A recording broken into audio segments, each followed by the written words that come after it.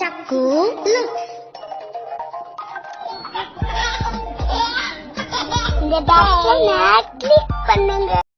ஒரு காட்டுக்குள்ள குள்ளநரி ஒன்று இருந்தது.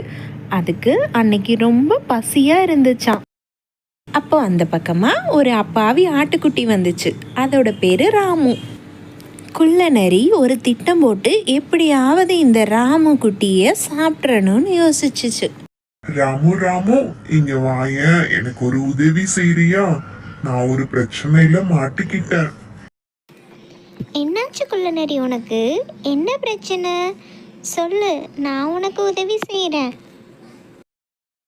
இங்க இருக்க கிணத்துக்குள்ள என்னோட பொருட்கள் எல்லாம் விழுந்துருச்சு. அதை எடுக்க நீ கொஞ்சம் உதவி செய்யறியா? ராமு ஆட்டுக்குட்டி கிணத்துக்குள்ள எட்டி பார்த்துச்சா.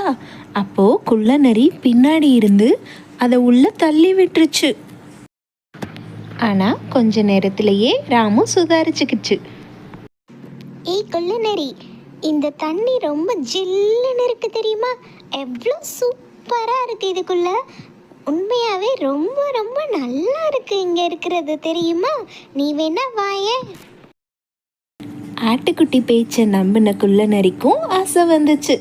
உடனே அதுவும் கிணத்துக்குள்ள குதிச்சிருச்சு. கொஞ்ச நேரம் கூட தாமதிக்காம ஆடு குள்ளநரி தலையில காலை வச்சு ஒரே பாய்ச்சல் தான் கிணத்தை விட்டு வெளியே வந்துட்டாங்க. ஆனா குள்ளநரி உள்ளேயே மாட்டிக்கிச்சு. என்ன குட்டீஸ், உங்களுக்கு என்ன புரிஞ்சது? வினை விதித்தவன் வினை அறுப்பான். யார் கெட்டது செய்கிறாங்களோ அவங்களுக்கே அது திருப்பி வரும்.